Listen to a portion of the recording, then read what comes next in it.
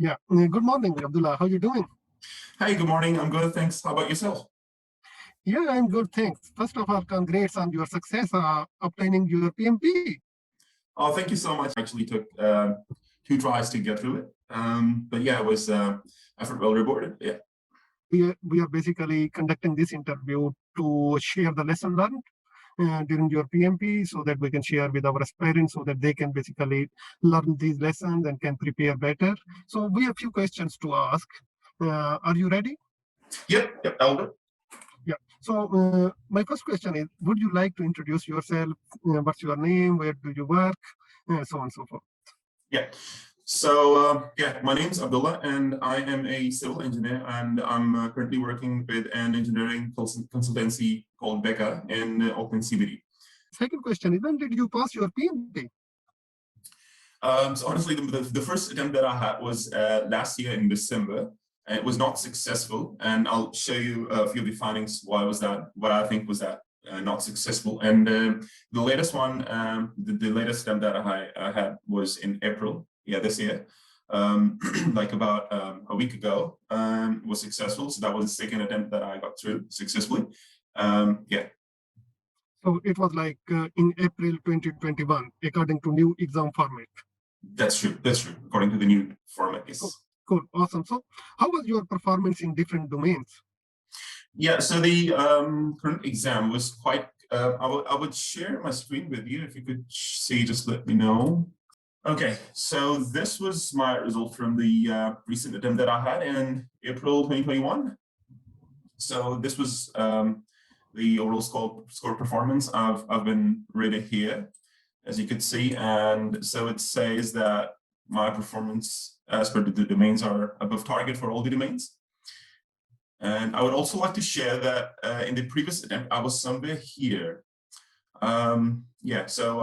Which was like quite poor. So I would try to like speak on things that what I think could be the possible cause of me ending up in here. And now me ending up in here. Previously it was different. I would say that exam was more focused towards hybrid and agile.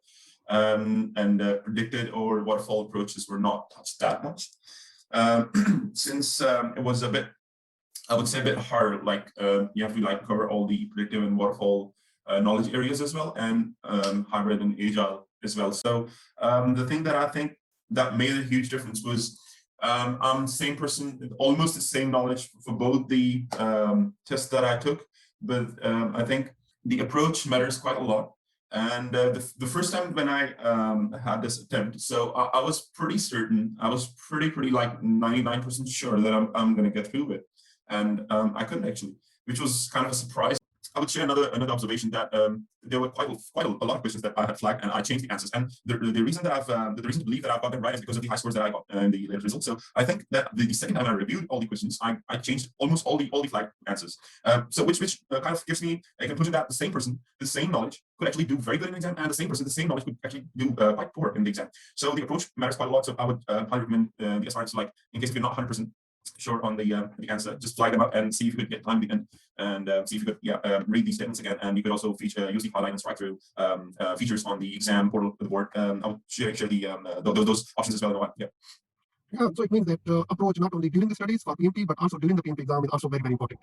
Very true. That's right. Yeah, thanks. And can you rate the difficulty for the exam on a scale from 1 to 10? Yeah, I would say it was quite difficult. I would say it's around 8, at least 8 on 10. Yeah, good. Thank you. How long was the exam in terms of number of questions and timing? So it was for 180 questions.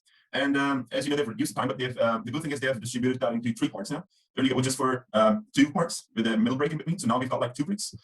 You do a part like 60 questions, and then there's a 10-minute break, which is optional. You can have it, or you can like skip that break and get on to the next part. So that those 10 minutes would not be counted against your time taken. But I would highly suggest that one should take a break. It's because, as I said, it's not just about like having the knowledge, but the approach as well. So once you get to those 60 questions, and they could probably be quite hard to get your mind through. So you could probably take about like at least 5 minutes to do a bit of a rest. Just you could like sit in the same place, close your eyes, lay back a bit, and give some rest to your mind. And that's quite favorable. So this actually format I would really commend with the MI that they've come up with a good solution that they've introduced you mid breaks. You can say they come in the exams, so do 10 minutes break. Yeah, good, thank you. So how much time they give you before the break, like for 60 questions? So in total, there will be 270 minutes. But if you exclude the 10 minutes break. So that would end up you like 250 minutes. Yeah. So I think for 180 questions, you would be given 250 minutes. Okay. Okay. Yeah, thanks a lot. And which were the topics that were like focused in the exam? Okay, so this one's, I would say that agile and hybrid were quite focused in all the three domains, but I would still say that, like if I could share my experience that I've got these questions or these topics, I believe there's a pool of questions, and the PMI portal or the algorithm puts random questions in front of you from that pool. So the thing is, I think as part of the who's like willing to take the test would probably get entirely different knowledge areas. So I would say just go through all the knowledge areas and skim them through. The very important thing that I would say, of course, if someone's like going through the PMI knowledge areas, I would say I would believe that they would get through by acquiring some knowledge. But I would say that focus quite a lot on the approach and be mindful, and you're mostly focused on gaining the knowledge. This was also a mistake, or probably a thing that I did in the first attempt that I had, because I focused more on the knowledge. So I was focused more on getting stuff, learning stuff, and all that stuff, and I couldn't really. Honestly, I couldn't really sleep the night before when I had the exam the next morning. So it is very important to have your clean mind, peaceful mind, a clean mind before the test. So it really matters a lot. Thanks, Abdullah. And what type of questions were they? Like MCQs or multi-answers or true false? All right. So I'll again share the screen. I've got something that I've actually prepared for this. Let me know when you can see the screen. Yeah. Okay, so this is pretty much, that looks like a typical exam screen, or the PMI exam, PMP exam screen.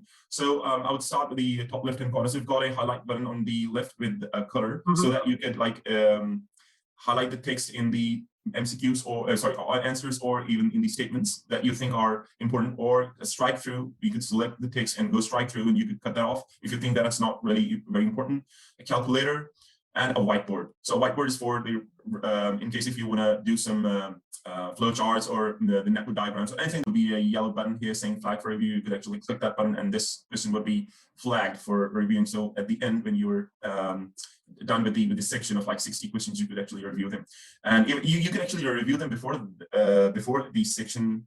You get through the section, but I would like say that to first go through all the 60 questions, MCQs, before that you could actually review the type of questions that you ask. So I think we've got like 4 types of questions, rather 3, 4. I'll just explain in a while. So this is a very typical exam question, which would have like one answer to pick, and just it would have circles right next to them for just picking up one answer to it. So you just click on any one of any one of them, and you go next. So it would like lead you to the next question. So this one, what Navigator does, if you click on the Navigator, it would just say, So if you click on the Navigator, it would just give you an index of all the questions that you've got and all the questions that are flagged up for review. So you could actually click on these questions, and they would like come up again on your screen for review. So if you go next, this is another type of the question, which would actually have a box so there will be some terminologies or some statements on either side. Like I've got these terminologies from the Tuckman model, and there will be some statements like teams doing this, teams doing that, people doing this. Pretty much it. The type of the question. So that's like, as I said, 4 types of questions. And so the MCQs with single option, the MCQs with 2 options to pick, the drag and drop, and pick the areas from the graph. How useful were PMI own student material, like student book and their question bank?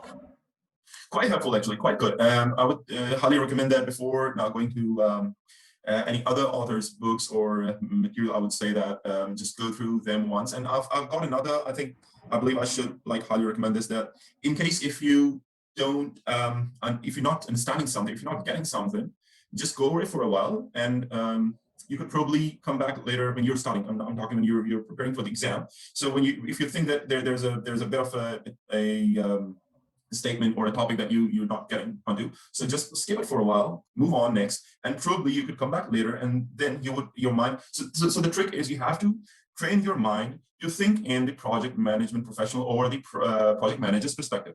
So once you achieve this, your mind would like automatically give you the right answers.